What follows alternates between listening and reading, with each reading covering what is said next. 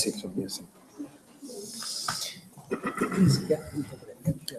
Yo aquí estoy cojonado, tengo los pies fríos. Bueno,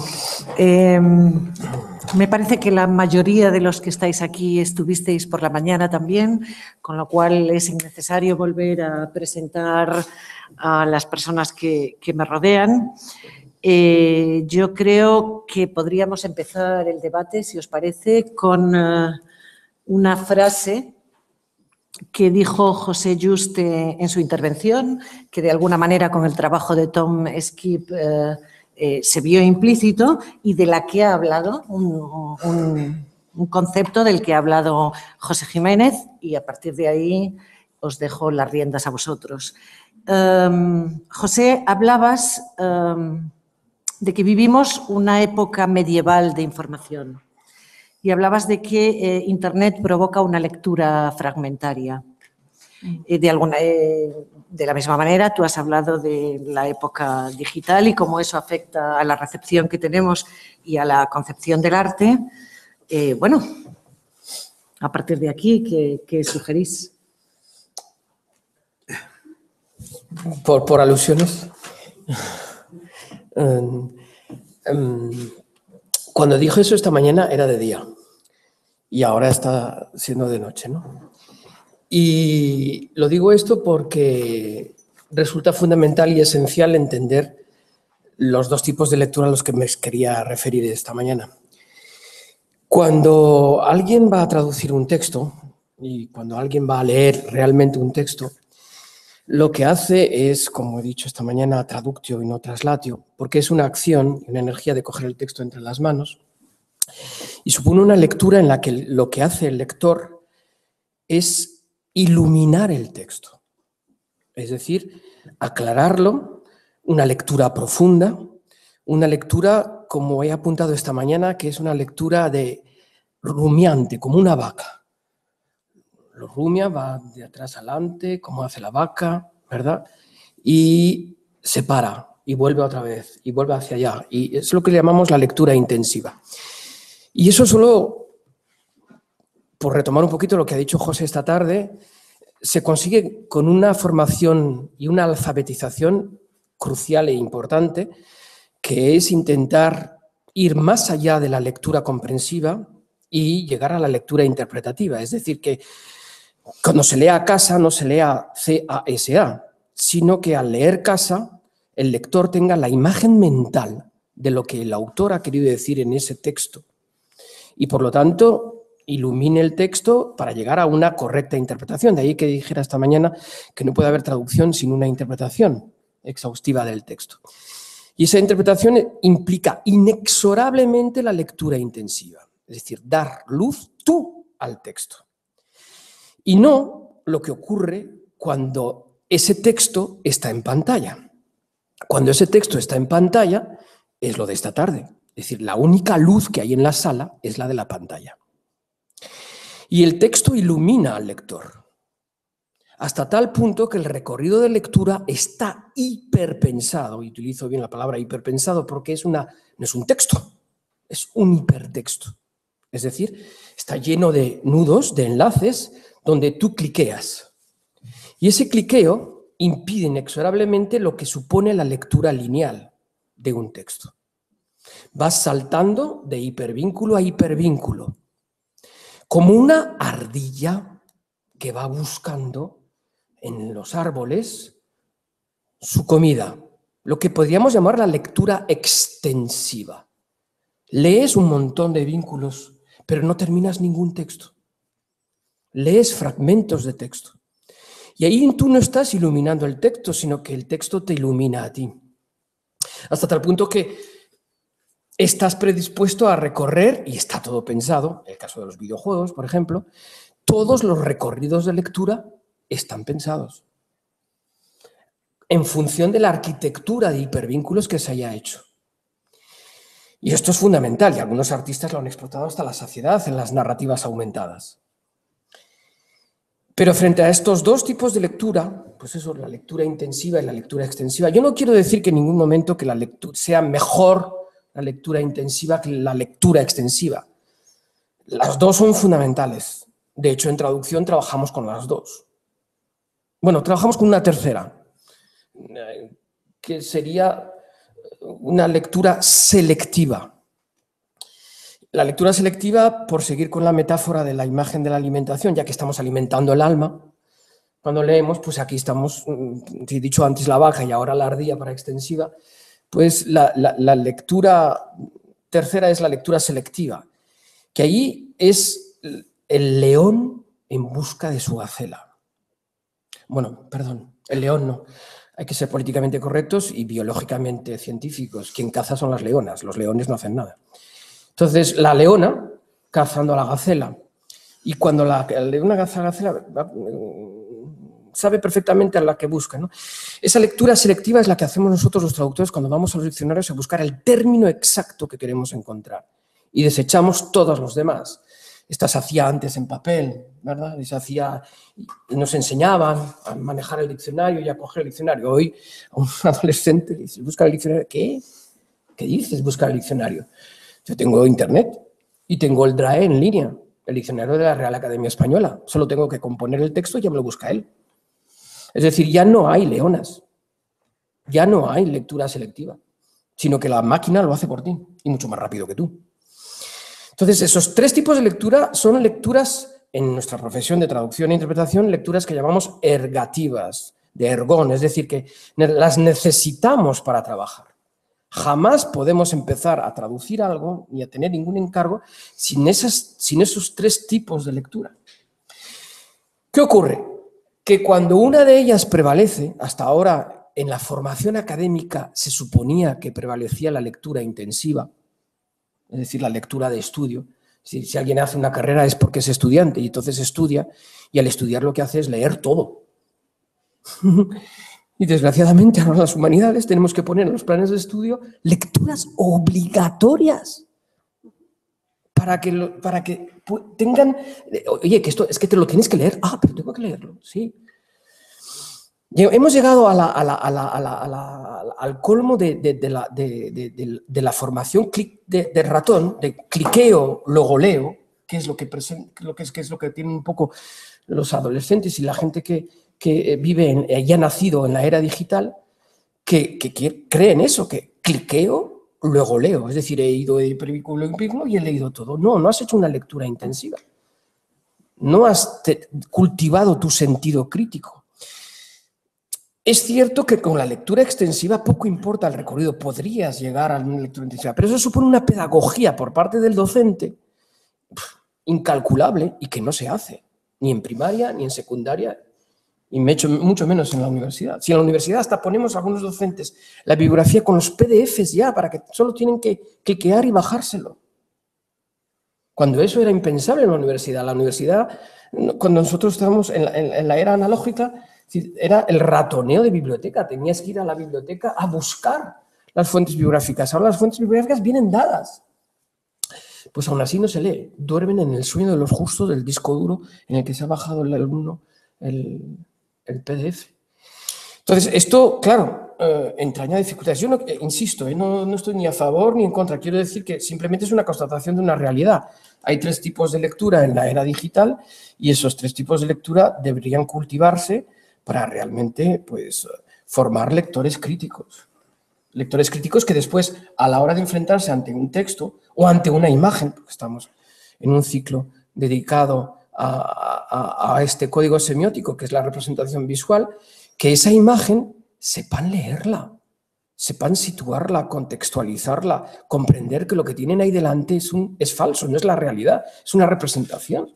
Es que vivimos una era donde la gente cree realmente que eso es la realidad y que forma parte de la realidad y que, o sea, ¿para qué tantos siglos desde el Renacimiento hasta ahora de perspectiva y de todo, y de distanciamiento y de que hay que diferenciar? ¿Y dónde está el mito de la caverna, de Platón, etcétera, etcétera? Vamos a ver. Por eso decía que volvíamos a la Edad Media. Volvemos a la Edad Media porque si esos tres tipos de lectura no se cultivan, los tres, y no prevaleciendo uno u otro, pues solo se privilegia la lectura extensiva de pantalla a pantalla a pantalla y solo exclusivamente la pantalla, pues volvemos a la Edad Media. ¿Por qué la Edad Media? Pues porque damos todo hecho, todo digerido, no hay ninguna vaga, porque nadie es vaca, nadie se atreve, y tienen que ser pequeños momentos de alimentación, cortos. Como he dicho esta mañana, es muy difícil que los alumnos estén 1 hora y media en una conferencia, si en selectividad ya ni siquiera existe la prueba de conferencia. O sea, en selectividad antes nos hacían una prueba de conferencia donde tenías que hacer un resumen, es que ahora esto ni está, no lo sé. Yo nunca he estado en las pruebas, pero cuando comento a los alumnos, ¿qué dices de tomar apuntes, de tomar notas? Claro, ¿cómo pretendes ser traductor e intérprete si no sabes tomar notas de una conferencia? Es imposible. Entonces, la Edad Media, ¿por qué? Porque, como se hacía en la Edad Media, al pueblo que no sabía leer, que no sabía, ha dicho José muy bien, lo de la alfabetización, y estoy totalmente de acuerdo contigo, porque grafein, es decir, la grafía, y el acto de escritura, de escribir en papel, no es lo mismo que teclear. Y las neuronas y las sinapsis neuronales en las investigaciones cognitivas lo demuestran claramente, son totalmente diferentes, y las zonas del cerebro que se activan son otras. Entonces, la memoria que se cultiva cuando tú estás grafiando y haciendo tus propias notas con tu propia letra, cultiva la memoria, que es una de las 3 facultades que he comentado esta mañana. Entonces, esa memoria hay que cultivarla. ¿Cómo van a cultivarla si no toman apuntes? Si no saben tomar apuntes. Es muy triste llegar a la universidad y no saber tomar apuntes. ¿Dónde estamos? ¿Qué estamos haciendo? Cultura medieval, todo hecho, todo esto aquí. No, imágenes mentales, no. Tú no leas, no te preocupes. Te vamos a dar la representación de la imagen mental. Además, fíjate, los libros que vas a leer, lo primero que te preguntan, ¿cuántas imágenes tiene? Te dice el adolescente. No, pues que tienes que crearlas tú, porque es que es lo que vas a traducir. A ver, que traducir, se traducen las palabras. No traduces palabras, no traduces lenguas. Traduces la imagen mental que tienes cuando lees esas palabras y esas lenguas. Porque las lenguas no existen. Nuestra materia prima en traducción, por eso estamos tan unidos, y eso porque nuestra materia prima en traducción no son las palabras, son las imágenes mentales. Traducimos imágenes mentales, las imágenes mentales que tú tienes cuando lees. Por eso hay tantas traducciones como lectores hay. Y si tú no has cultivado el crear tus propias imágenes mentales y te conformas con las imágenes materiales que te bombardean todos los días en pantalla, pues tienes un imaginario, como ha dicho muy bien José, paupérrimo, uniforme, homogéneo, y nada plural. ¿Dónde está ahí la diversidad cultural? ¿Dónde está ahí la...? Entonces, por eso me ha encantado lo que has dicho, José, que es básico, es decir, debería haber presupuestos gigantescos en educación, a educar, a formar, realmente a formar, porque si no, no va a haber criterio de selección, porque estamos en el mundo donde todo vale. Me estoy extendiendo demasiado, y porque quería solo arrancar, pero estoy viendo que me estoy extendiendo. Y entonces va en esa línea. Va en esa línea, ¿no? Medieval, ¿por qué? Y esa es tu pregunta. Medieval, ¿por qué? Pues porque en la Edad Media quien accedía a la cultura solo eran los clérigos, aquellos que sabían leer, que eran muy pocos, eran una minoría.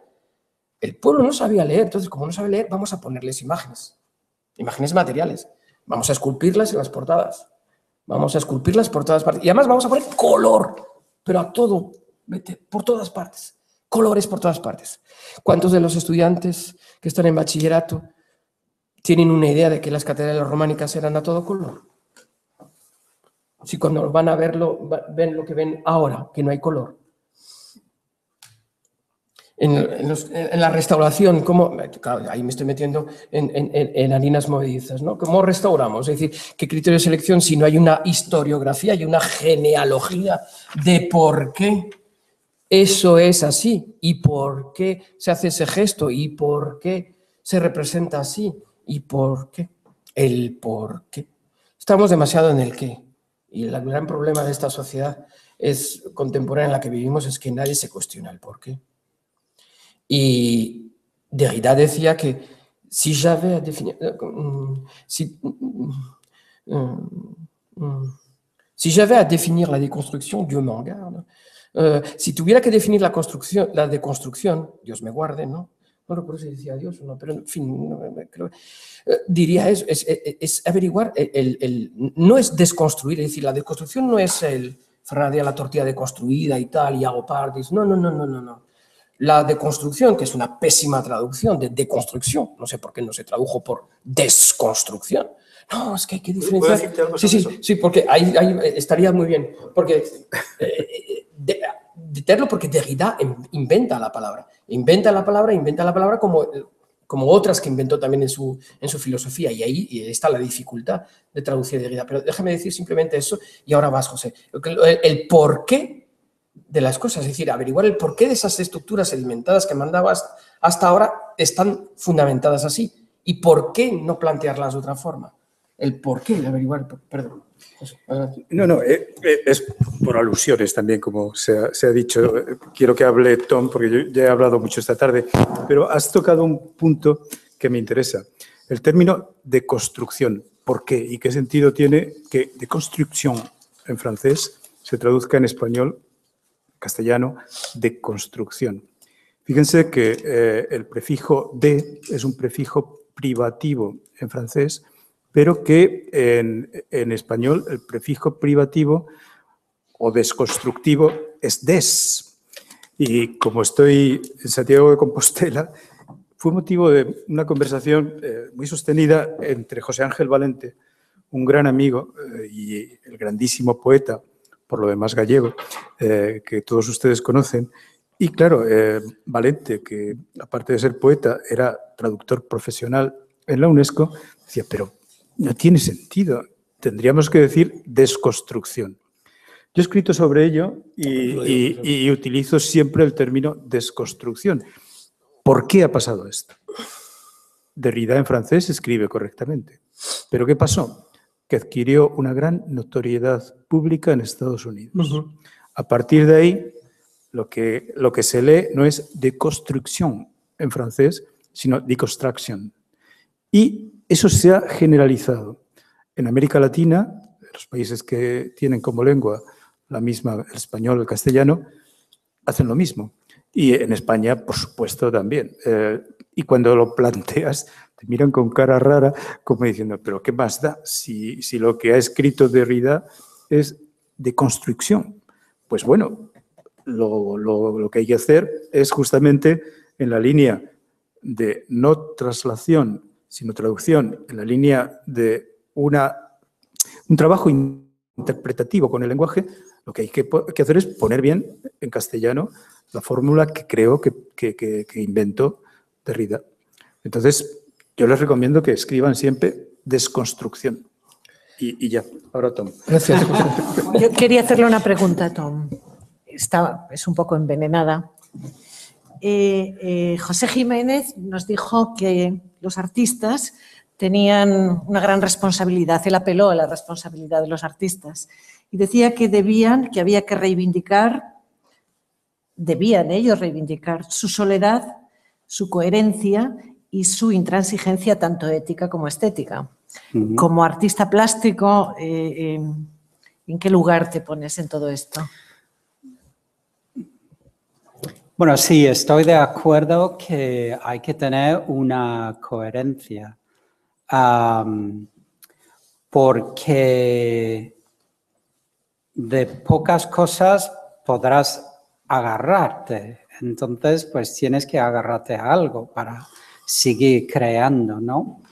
Porque yo no sé si vivimos en un momento un tanto de entropía en lo cual la creatividad se está perdiendo un poco su combustión o algo de este estilo.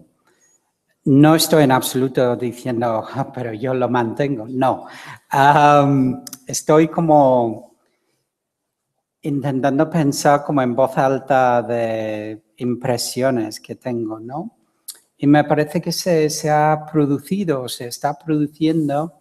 una especie de rotura con, digamos, los cánones de arte tradicionales y se está ya como sucediendo el arte en lugares muy distintos. Y hay una especie de arte que se podría decir es más subterráneo, más fuera de los focos de tanto la crítica como las grandes ventas, como que quizás es una zona interesante, pero que a la vez es una avenida sin salida, porque ese tipo de arte, ¿cómo va eventualmente a encontrar su camino, ¿no? Yo creo que esto a lo mejor va un poco conectada con esa idea. Yo me acuerdo portada era del Time, que decía, el protagonista eres tú, ¿no? Y pusieron en la portada como una imagen como con un que no había cara, ¿no? Me parece. Y era como que este año, el personaje del año, eres tú.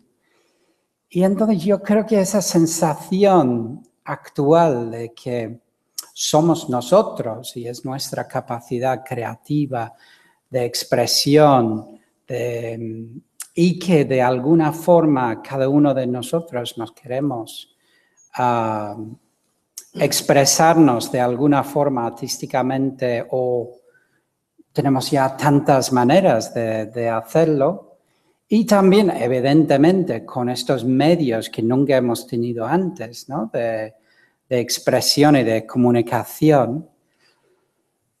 Me parece que ahí se empieza como una descolocación con digamos, lo establecido, ¿no? Lo que podía ser lo museístico, incluso las galerías de arte.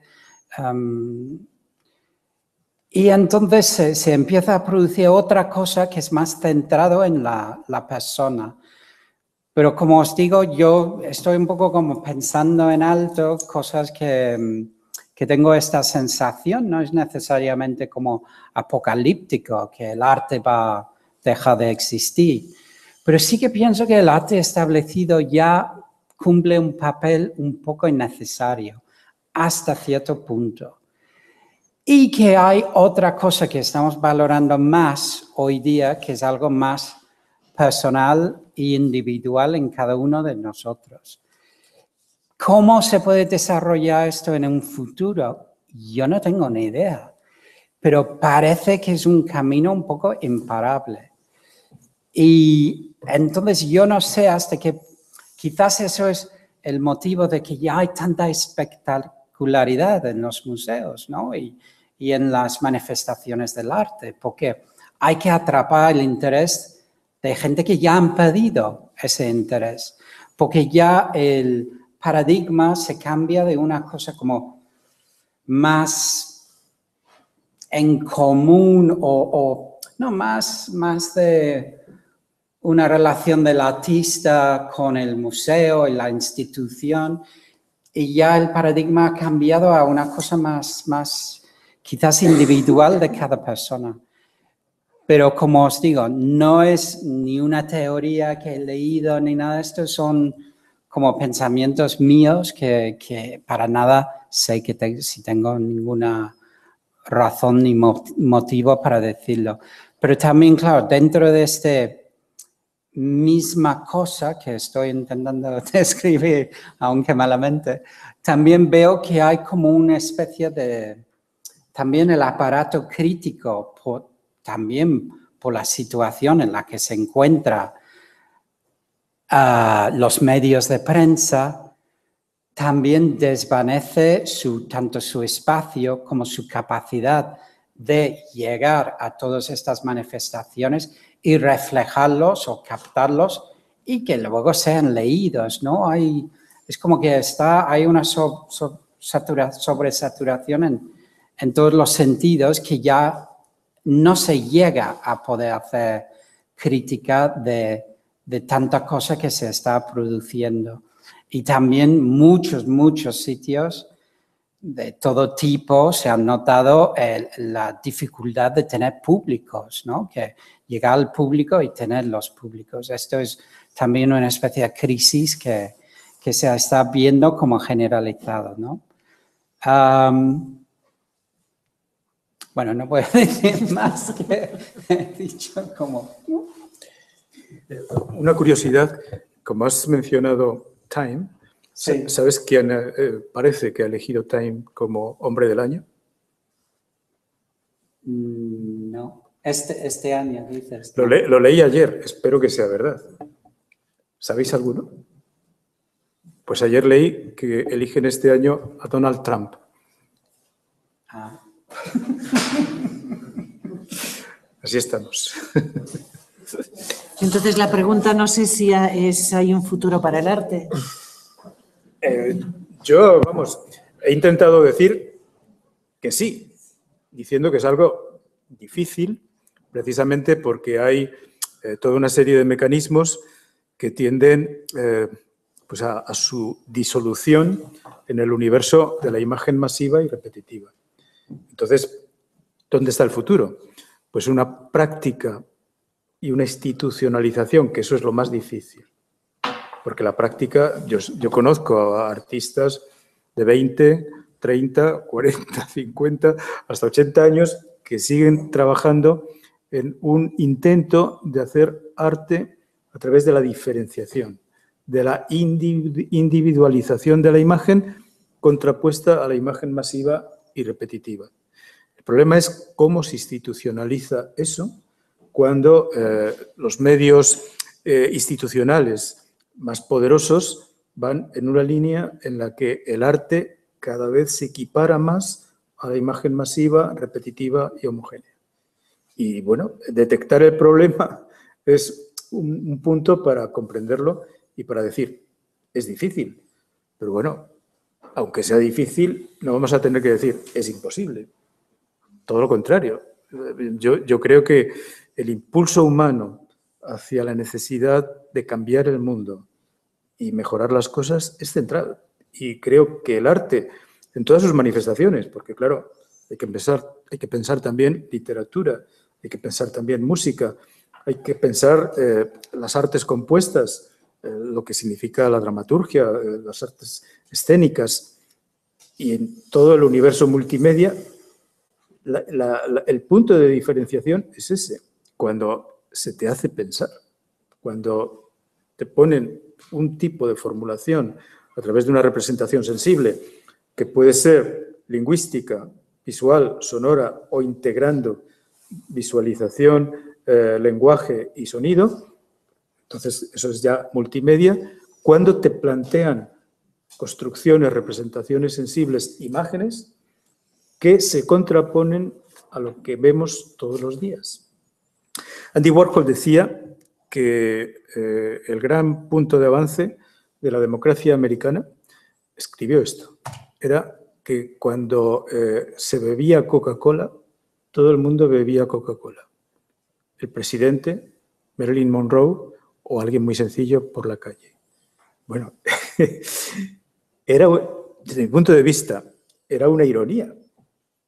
Era un modo de decir, la democracia no puede ser eso. El consumismo que nos lleva a, como hoy es Viernes Negro, a comprar. El consumismo no puede ser el arranque de una persona que piensa. Entonces, bueno, naturalmente que no podemos dejar de comprar, pero lo que sí podemos tener es una capacidad de crítica para saber por qué, cómo, dónde y cuándo compramos. Y yo creo que es la educación, el pensamiento crítico y el arte, en ese sentido, el ámbito donde se puede alcanzar ese tipo de actitud. Es difícil, pero no imposible. No sé si soy un utopista, pero la palabra utopía me gusta. Los no lugares se construyen. Y bueno, yo he leído mucho Ernst Bloch, el gran filósofo de la utopía, autor de Das Prinzip Hoffnung, el principio esperanza, y por ahí hay que avanzar. O sea, no podemos decir, la cosa no tiene arreglo, adiós. No, al contrario, hay que autoexigirnos ir hacia adelante. Esa es mi posición. ¿Hay alguna pregunta del público que queráis hacer?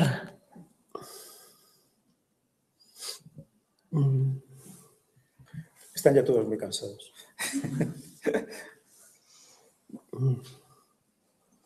No, estaba pensando en lo que acaba de decir José sobre lo de multimedia y todo esto. Y es cierto que es una palabra muy de moda.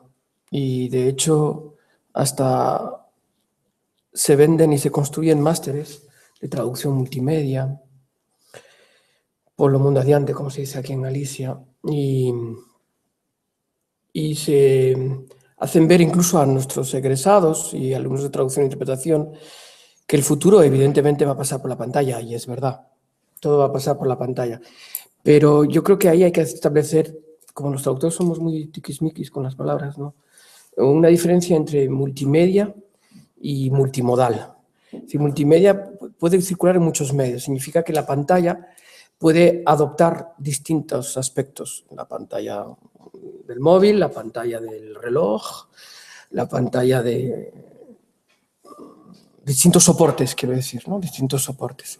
Incluso soportes, el futuro dicen que, por ejemplo, las paredes no se van a pintar, sino que van a ser pantallas, ¿no? Y que uno podrá proyectar en esas pantallas las imágenes que tú quieras, ¿no? Eso es multimedia. Pero de lo que estamos hablando creo que es más bien, a lo que se refiere José, es lo de multimodal. Es decir, distintos modos de expresión que pueden coger distintos soportes, pero claro, para utilizar y expresarse con distintos modos de expresión, ya sea el visual, el textual y todo esto, hay que formarse en la lectura de y en la interpretación de cada uno de ellos. Yo utilizo ese término porque es el que se utiliza dentro del arte. O sea, si, por ejemplo, Concha Jerez, una artista a la que admiro mucho y que acaba de recibir el premio Velázquez, se define a sí misma como artista multimedia. Es digamos, fuera del ámbito más preciso que puede ser el de la traducción, es el término que en los ámbitos artísticos se utiliza para hablar de un sistema de expresión que integra distintos tipos de soportes sensibles. Eso es, de soportes, ahí está, eso es. Muy bien, pero quería, puntualizar que frente al soporte, después está el modo en que se utiliza ese soporte. Claro, entonces, eso es otro plano. Claro, es el plano. Quiero decir que son dos conceptos diferentes y en el sentido de que son dos maneras que se complementan, evidentemente, porque son complementan, porque claro, uno es el continente y otro es el contenido. Entonces, en ese contenido la formación es básica. Y ahí, ¿qué criterio de selección hay? Porque yo creo que la concepción aquí que se está debatiendo y poniendo sobre la mesa sobre qué es arte o cuál es el futuro del arte es, lo ha dicho muy bien José, es decir, los medios de comunicación son medios de comunicación de masa y donde el bien cultural se convierte en producto de consumo que todo el mundo quiere comprar, que todo el mundo quiere tener en casa y que todo el mundo quiere tener. Hombre, yo no puedo tener el David, pero como he dicho esta mañana, puedo tener la reproducción, me compro el souvenir, ¿no?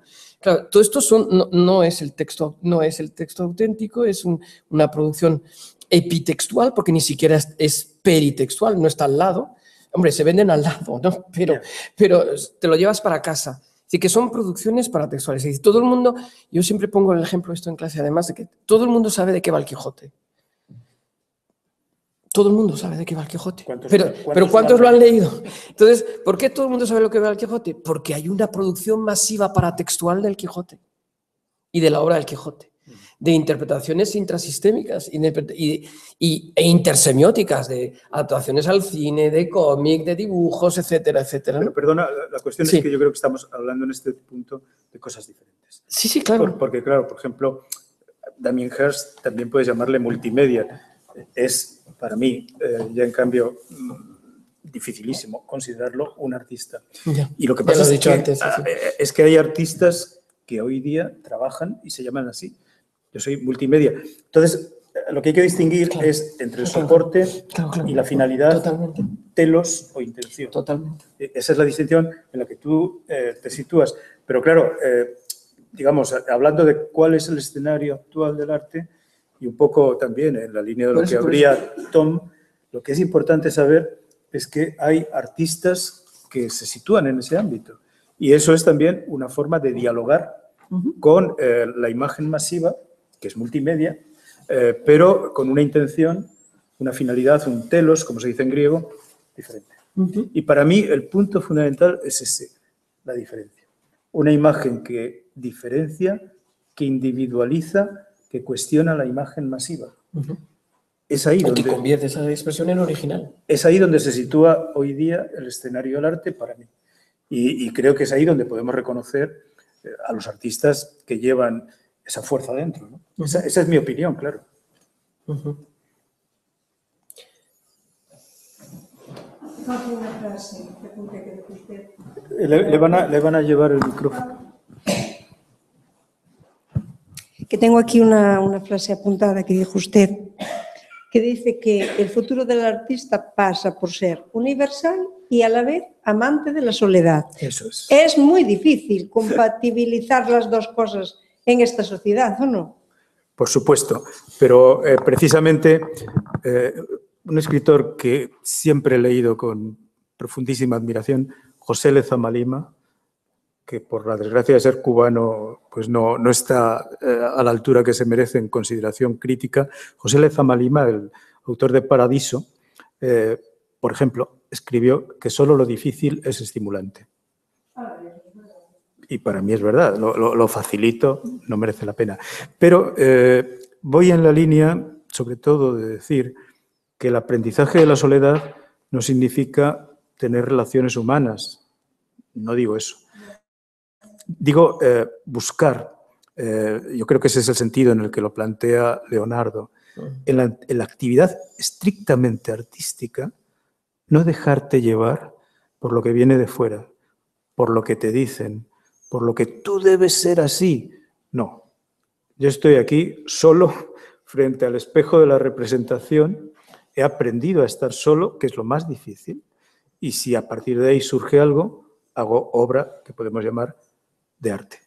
Pero al mismo tiempo, la intención de eso es no ser narciso, no mirarte para verte a ti mismo, qué listo soy, qué cosas tan buenas he llegado a plasmar, sino que, naturalmente, ese aprendizaje de la soledad es para que pueda tener un alcance universal, para que pueda llegar a todos y en el proceso del tiempo.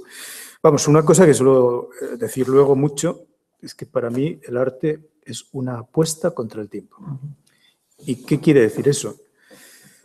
Pues que artistas que en un momento determinado parecen absolutamente centrales, dignos de una consideración sumamente positiva, pasan a lo mejor 15 años y desaparecen. Y en sentido contrario, artistas que han desaparecido se recuperan. O sea, un caso ejemplar es el Greco. Estuvo desaparecido 3 siglos.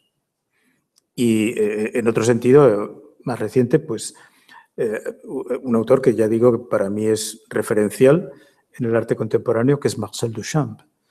Duchamp fue completamente marginal prácticamente toda su vida y solo empezó a ser recuperado a partir de la emergencia del pop en los años 60, cuando él ya murió 67 o 68, creo que fue 68 exactamente.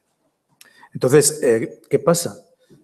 Que es luego cuando ahora Duchamp nos parece referencial, pero durante todo el tiempo de su vida no lo fue. Entonces yo creo que la soledad y la universalidad, esa doble dimensión, es algo que tiene ese componente, ¿no? La universalidad solo se alcanza a lo largo del paso del tiempo y probablemente incluso cuando ya el individuo concreto se marchó.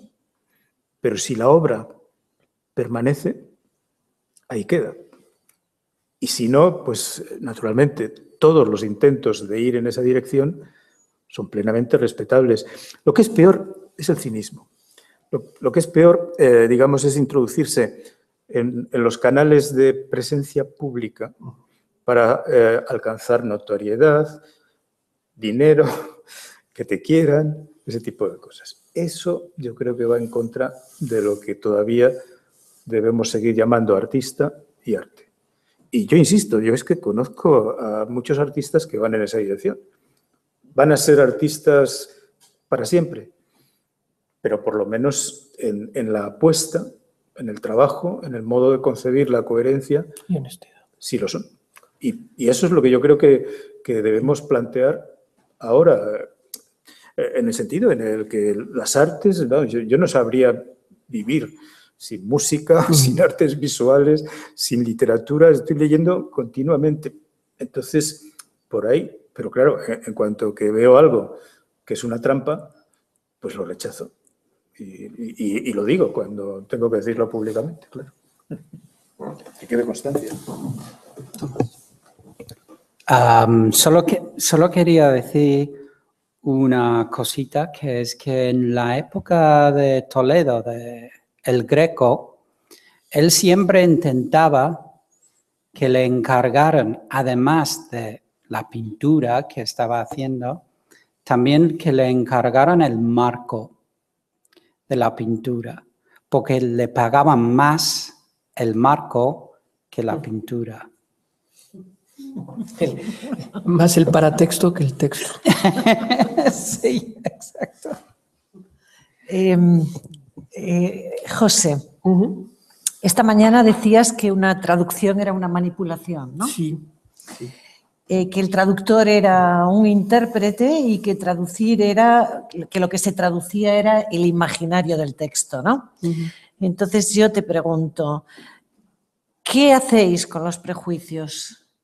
¿Por qué os pueden mandar traducir la obra de un literato que os encanta, con el que ideológicamente, con el que a todos los niveles coincidís, o puede pasar todo lo contrario? Entonces, ¿cómo se gestiona la manipulación en ese caso? Pues como cualquier profesional liberal, con profesionalidad. Es decir, la traducción e interpretación es una profesión liberal y está sujeta a las leyes del mercado, de la oferta y de la demanda, un poco como lo que estamos hablando. Pero es una profesión liberal como puede ser también la de abogado o la de, voy a decir, médico, ¿no? El médico tiene la obligación de, venga quien venga por la puerta del hospital, haya hecho lo que haya hecho, salvar esa vida. El abogado, 3/4 de lo mismo, defender a su cliente. El traductor e intérprete, cuando alguien le da un encargo, su obligación es cumplirlo. Comulgue o no comulgue ideológica, política, social o culturalmente con el texto que tiene delante. Debe comportarse como un profesional.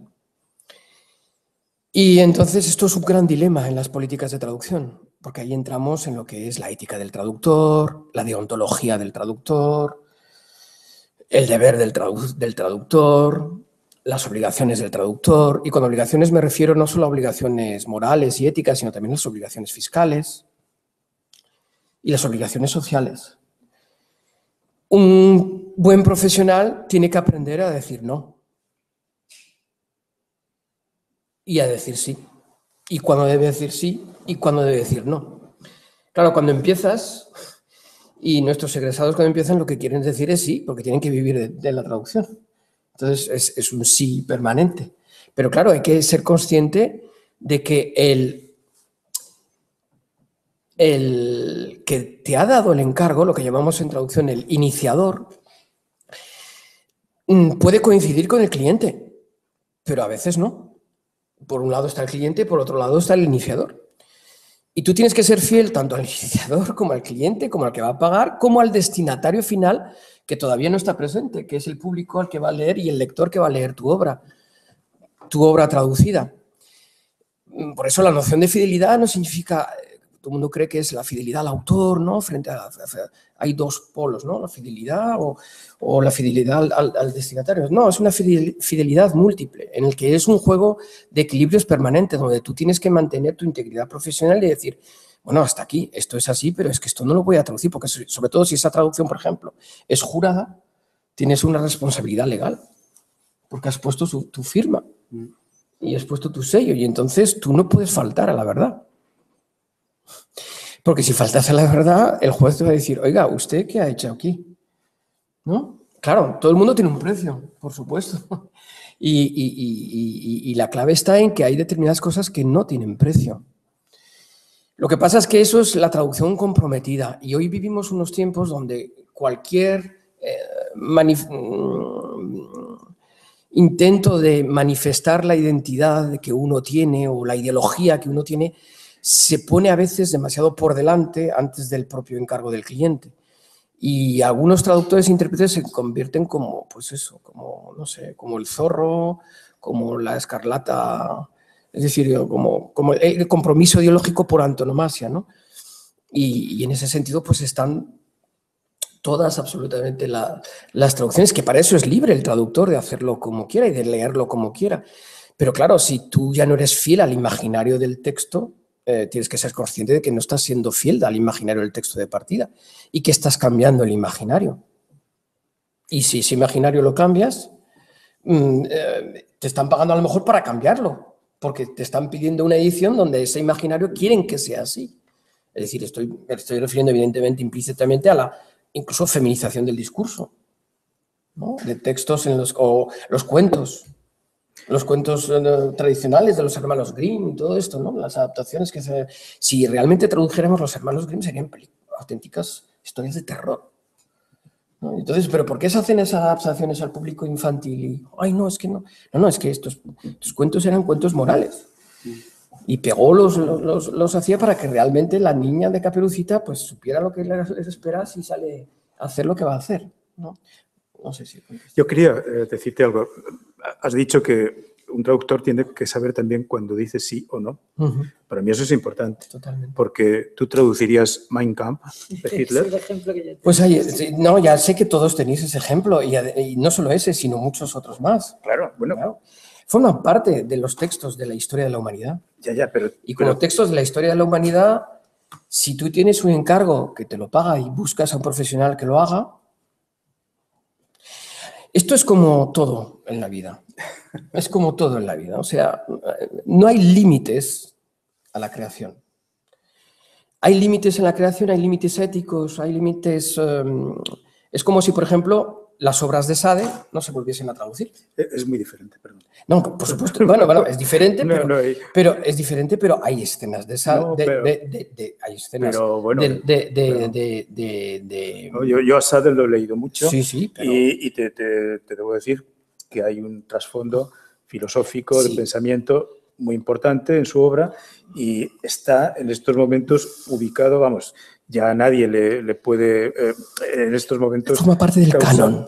¿Cómo? Forma parte del canon. No, forma parte... Y ese es el gran problema, que como forma parte del canon es intocable. No estoy de acuerdo. Forma parte de un espacio marginal y, digamos, de conocimiento técnico. El caso de Hitler, yo creo que el conocimiento técnico de qué escribió, y por qué qué lo escribió, hizo, cuándo lo hizo, por qué lo hizo, eso es importante, pero para eso están los historiadores, los especialistas. Pero traducir Hitler y dar la posibilidad de que un público masivo lea Mi lucha hoy, yo creo que un buen traductor debe decir no. No, yo creo que no. Yo en ese sentido discrepo totalmente. Vale. Yo creo que no puede haber nunca libros prohibidos. No, pero si no es un libro prohibido. Yo creo que lo peor sería que el pobre traductor tendría que hacer esa lectura intensiva de la obra antes de decidir si lo va a traducir o no. Si tiene algún mérito como las memorias en la cárcel o lo que sea, ¿no? Y esto sí que sería un poco horrible. Yo creo que es un tema delicado, porque ahí has puesto el dedo en la llaga. Eso se trata. Claro, no. Entonces... Pero bueno, sí que es... que tenías una llaga y me has dicho, pues, no, tanto como llaga no es ni tampoco es una herida ni nada por el estilo, pero es un flanco. Es un flanco. Es un flanco que si no se debate, como en estos círculos, hacemos un flaco favor del servicio público. Porque vivimos una era que tú has comentado muy soslayadamente de hegemonías que llegan a una Europa irreconocible y que algunas veces parece que la historia se repita. Es el caso de cómo la extrema derecha está subiendo por todos los países de Europa. Por eso he traído eso. Claro, eso ya sé por dónde quieres ir, ya. Y esa extrema derecha está ahí quizás porque, no sé, yo me acuerdo cuando éramos jóvenes, joder, parece un viejo. Pero cuando éramos más jóvenes, es decir, cuando éramos adolescentes, la 2 y la 1 de la televisión pública cumplía su función pública a la hora de formar con la representación visual de películas los sábados sobre la Segunda Guerra Mundial. Y no había fin de semana en el que no hubiese películas sobre la Segunda Guerra Mundial. Y se hablaba por activa y por pasiva, cada 2 por 3, quizá porque estábamos en los años 80, en los años 70, no lo sé, de lo que había ocurrido, lo que había sido, lo que significa el Holocausto. Y se repetía y se machacaba casi masivamente, como Walter Benjamin diría, ¿no? Incluso hasta el punto de que a veces... Pasivamente yo creo que... No, bueno. En mi opinión. Después hay masivamente... masivo no. Pero que sí que había una formación en nosotros, éramos conscientes de lo que había sucedido y de lo que podría volver a suceder, eso es así. Hoy en día esto no ocurre. Hoy en día porque no se traduce, porque Mein Kampf no se sabe de qué va, porque hacer el gesto nazi del brazo en alto se ha desvirtualizado y descontextualizado hasta tal punto que cualquier joven adolescente nipón puede convertir esa indumentaria de las SS en nazi chic. Y ahí están en las redes, vistiéndose y casándose él de SS y ella estamos. Entonces, desvirtualizando y descontextualizando la historia. Me dirás, bueno, es que es una cultura lejana. Bueno, Japón intervino en la Segunda Guerra Mundial, ¿no? Y podríamos hablar largo y tendido sobre el emperador y la cultura imperial y demás, pero la falta de traducciones y retraducciones y de críticas y de lecturas críticas y de desmontar lo que es fácilmente desmontable, como es ese texto, y de decir realmente que lo que hay ahí es odio, de principio a fin, que hay, pero claro, pero es que hay que hablar del odio, porque si no hablas del odio y si no hablas de la violencia, es como querer ocultarlo, es como nuestra querida memoria histórica. No hablar de ella no significa absolutamente que en ningún momento, pues eso, pues no hablemos de la memoria histórica y no hablemos de lo que ha ocurrido durante la Guerra Civil, ¿no? No. En mi opinión estás mezclando cosas diferentes. Sí, pero quiero decir que son cosas diferentes, pero que van en la línea de por qué una cosa sí, por qué otra cosa no. Yo lo que te digo es que sobre quién fue Hitler y qué fue el nazismo debe haber investigaciones históricas, debe haber un tratamiento crítico. En Alemania se ha hecho una edición crítica con una introducción de la edición del libro, pero si tú en estos momentos lo traduces al inglés, lo traduces al español, lo traduces al francés, lo que estás haciendo es darle vida nueva a un pensamiento que en estos momentos está enganchando a mucha gente. Mira qué pasa en Polonia, mira qué pasa en Hungría, mira el Frente Nacional en Francia.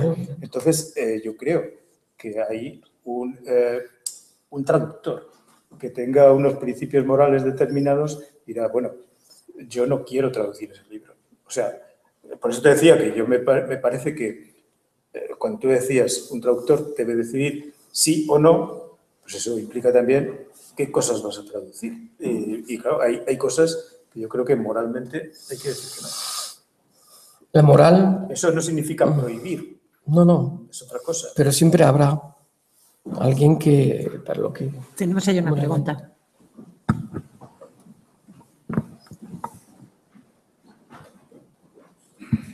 Sí, gracias. A mí, no fío do que estades comentando, paréceme que está de fondo a idea de que o progreso fracasou ou esa vía está agotada. Entón, cousas como o coñecemento xa non é, ou xa pode convertirse nunha ferramenta de doble fío, nunha ferramenta peligrosa, porque se determinado tipo de cousas se coñecen, poden activar fenómenos, dinámicas peligrosas, como o crecemento da ultradereita, etcétera, etcétera, non? Mein Kampf é un libro espantoso, pero o Vello Testamento é unha colección de libros espantosas e está traducida e se traduce e se difunde dunha maneira completamente acrítica, prácticamente ninguén a lee, e é demencial, absolutamente demencial, misógina, racista, belicista, en fin, non se me ocorre. Entón, a mí pareceme que hai un fenómeno nesta especie de fin dun século e arranque de outro, non sei se pasa así en todos esos períodos de transición histórica, no que parece que se acaban ciclos da humanidade, non? E é como se o progreso, o progresismo que se basaba no século pasado, no progreso técnico como motor para o progreso social, agotara esa vía e agora se convertise de maneira extraña nunha amenaza para o progreso social. Vivimos épocas nas que se fala con a liberdade moi alegre de inteligencia artificial, cando ni siquiera está moi claro que é eso da inteligencia, non? Fálase do final do traballo e se asocia a eso a idea de cousas, na miña opinión, naif, como a renda básica universal, que poden ser deliciosas para unha noite de insomnio, pero son dificilmente realizables. É dicir, plantear o final do traballo é, na miña opinión, o maior atentado que se pode realizar contra isto que veu sendo o progreso no século XX, non? Que se basaba neso, no traballo, non no capital. O capital, digamos, que é o combustible que pode poñer en marcha un motor transformador como o traballo. Pero o traballo é fundamental e non se sabe moi ben por que se vai a sustituir.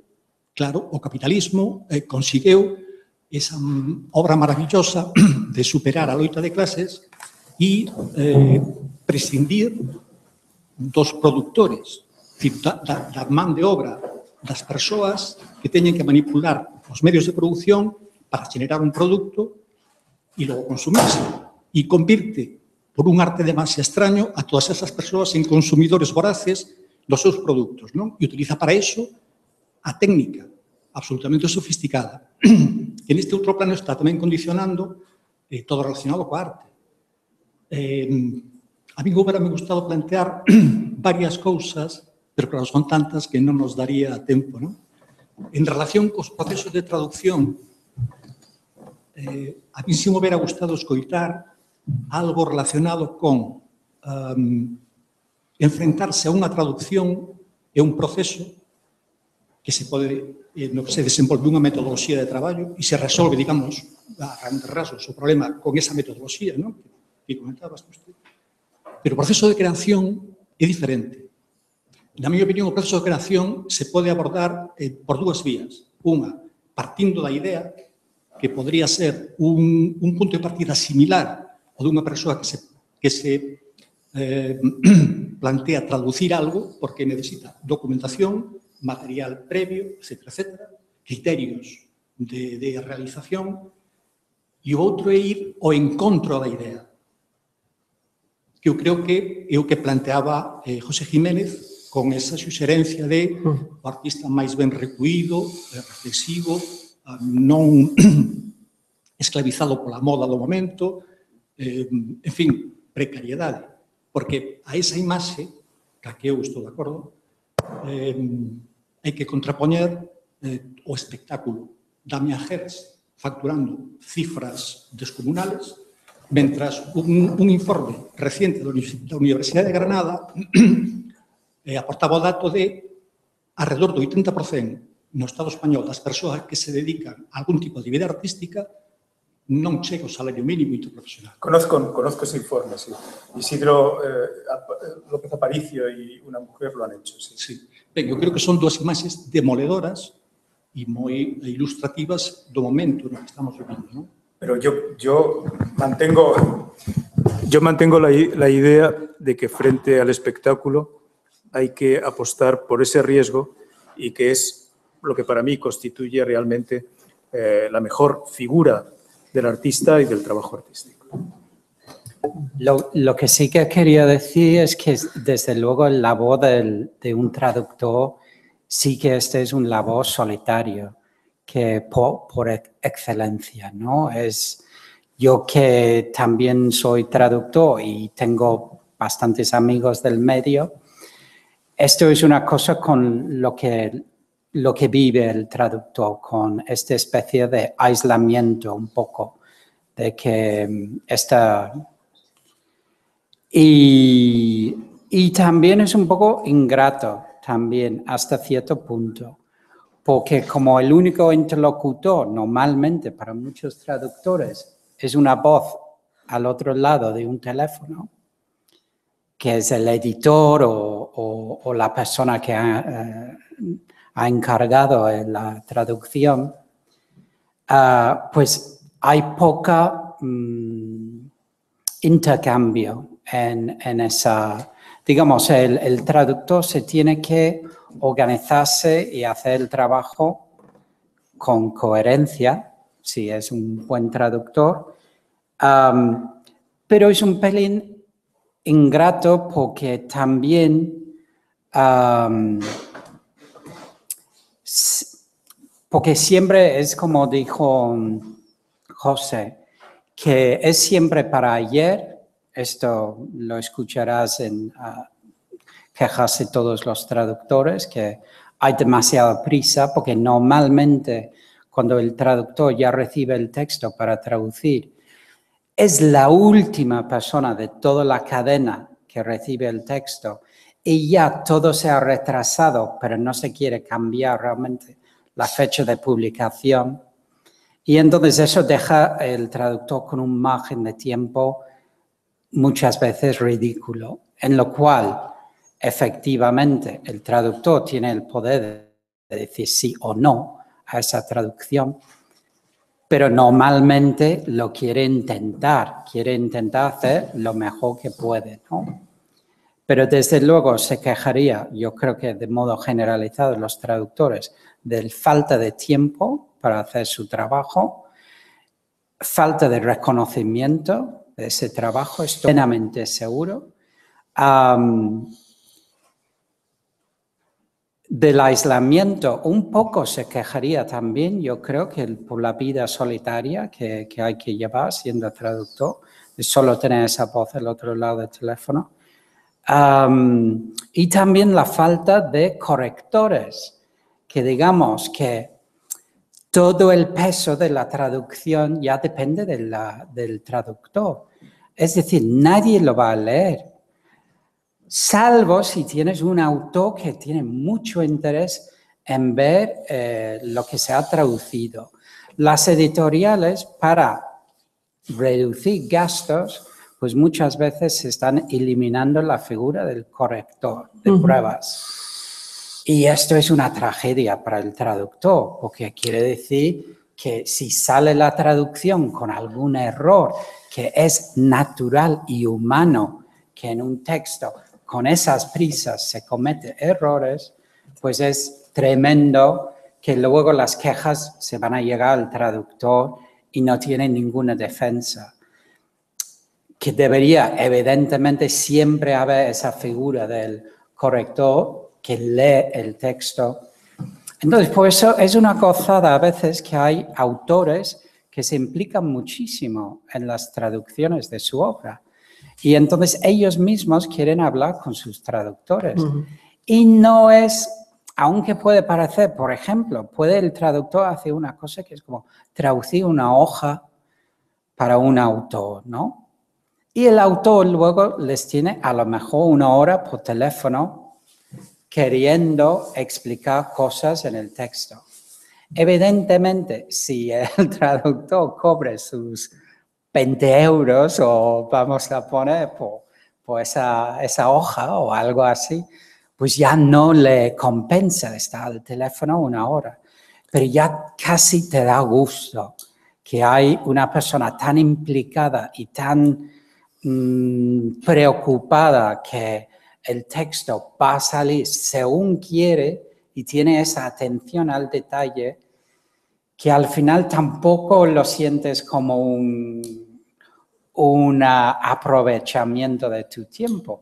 Aunque, claro, en el mundo perfecto también te pagarían esa llamada, ¿no? Porque en el fondo todo es tiempo empleado.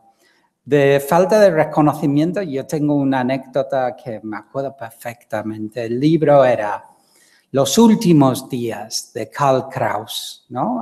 El austriaco. Traducido del alemán, un libro, un chocho de libro. Bueno, el traductor, un hombre fabuloso, un traductor realmente muy bueno que hace ese labor. Es un labor de amor realmente, porque le pagan bajísimo la editorial. Sale la crítica en El País de este libro, ¿no? Y El País desde hace, porque antes no lo hacían, pero llegado un momento, El País ya empiezan a poner el nombre del traductor, ¿no? Cuando hacen una crítica. Entonces, en este libro sale la crítica, pone nombre del traductor, 2 puntos, fulano de tal. Claro.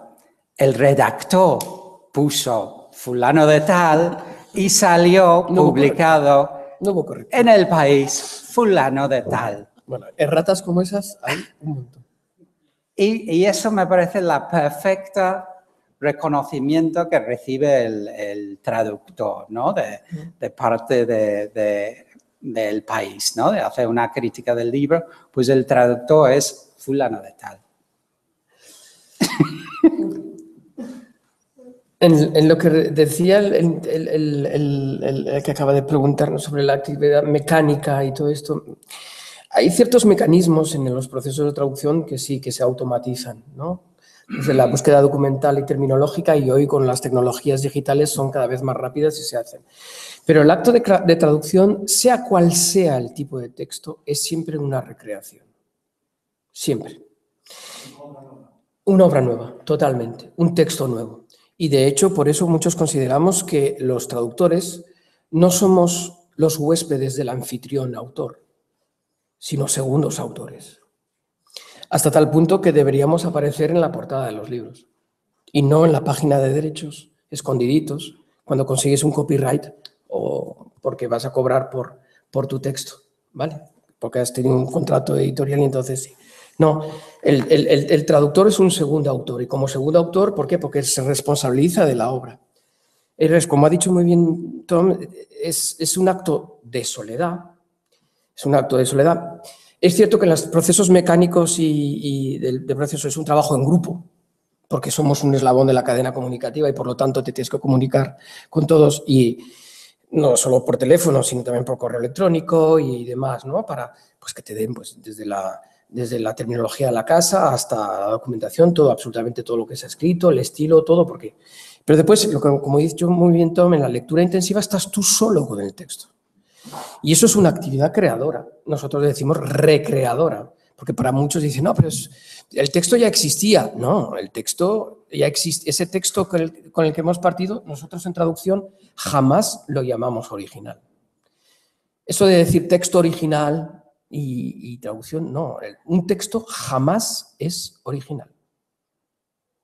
Decir esto en la creación artística, ¿dónde está la originalidad? ¿Por qué? Porque realmente alguien crea ex nihilo. El texto con el que hemos partido nosotros le llamamos texto de partida, que es, de hecho, un texto que proviene ya de otros textos. Es un continuum del texto traductivo. Nosotros entregamos una versión, que es la que, como ha dicho muy bien Tom, como es para ayer, tenemos unos plazos y tenemos que entregar ese día. Porque lo tenemos que entregar ese día. Si lo leemos al día siguiente, estamos reformulando y estamos cambiando cosas. ¿Por qué? Porque es un elemento vivo. Entonces nunca se acaba. Por eso la traducción nunca se acaba. Por eso los textos, incluso que son tan nocivos para la humanidad, necesitan siempre de una retraducción y de una vuelta a lectura para realmente desmontar, para realmente ser crítico ante esto. Y que la traducción demuestre con notas a pie, si hace falta, para que se oiga la voz del traductor, para que el paratexto esté presente en el texto traductivo, ¿verdad? Y que se vea perfectamente cómo la elección que ha hecho el traductor ha sido por esto y por esto.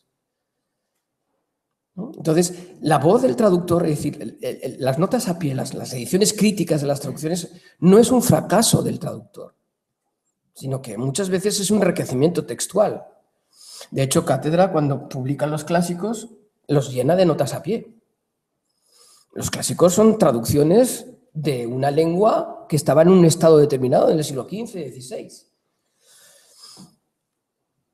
Y entonces, la edición textual, y estoy totalmente de acuerdo contigo, Tommy, me alegra un montón que lo digas en este foro, porque constituye algo fundamental y una demanda que solicitamos todos los traductores, que es que, por favor, se dignifique la figura del revisor y corrector de textos. Ya no hay correctores. Los periódicos es que ya no tienen corrector en plantilla. Es que esto era la figura tradicional desde el siglo XV y XVI. Nada se pasaba a editor si no pasaba por el ojo del corrector, que era mucho más que el ojo del halcón en fútbol. ¿Vale? O sea, veía realmente todas las erratas habidas y por haber. Y pasaban de distintas manos. Hoy en el mercado nos piden a los traductores que cuando les damos las tarifas, por palabra o por encargo o por lo que sea, nos mandan ingenuamente las pruebas de imprenta. Dicen, mira, aquí tienes a tu hijo. No dicen a tu hijo, pero en fin, nosotros lo consideramos como nuestro hijo, porque es texto traductivo. Entonces, los consideramos segundos autores. Para que tú en esas pruebas de imprenta marques en rojo, si te revises o corrijas tú mismo, no hay peor corrector que el propio autor, porque tú sigues leyendo el texto. O es cierto que con las pruebas de imprenta ya lo ves de forma diferente, como diferente a la pantalla, ¿verdad? Y tienes las pruebas de tú orgulloso, ¡ay, sí, por fin va a salir! Y entonces pones en los márgenes todo lo que hacen los correctores. Pero claro, eso debía pasar por una tercera mano, por una tercera persona que realmente cobrara solo exclusivamente por corregir, revisar y corregir, para que esas erratas no saliesen en la edición. Y esto no existe. ¿Por qué no existe? Porque el trabajo, como decía José, trabajo artesanal, es decir, tenía apuntado ahí, el trabajo artesanal de realmente de estar ahí, de fabricar las cosas, se ha perdido. Es decir, lo que es el trabajo artesanal de reproducir, a ver, no, tengo que dedicar tiempo y tengo un determinado protocolo que seguir a la hora de poner en el margen izquierdo o derecho, y según el símbolo que voy a poner, que es signo, el deleatur en inglés es totalmente diferente al deleatur español o al deleatur francés o al deleatur alemán o al deleatur italiano. Los italianos somos mucho más lógicos, solo poner una cruz y ya está, ¿vale? Pero el deleatur es diferente en cada cultura. ¿Por qué? Porque hay gestos diferentes a la hora de corregir. Entonces, esa cultura tipográfica se está perdiendo. Entonces, se está perdiendo la calidad de la edición al final. Por eso nosotros en Traducción y para Traducción nació precisamente por eso, por esos aspectos tipográficos que hay en las letras y que resultan ser la calidad de lo que se va a editar. Y que, ojo, que es que el editor, en este caso, no Mein Kampf, sino un libro infantil y juvenil, se edita, por ejemplo, con unas, y esto es muy artístico, se edita con una tipografía que son todo rayas. Y la tipografía, cada una está rayada, rayada, rayada. Pues no, pues el traductor, cuando lee el texto con esos títulos en rayas, tiene que saber qué simbología de la raya hay ahí.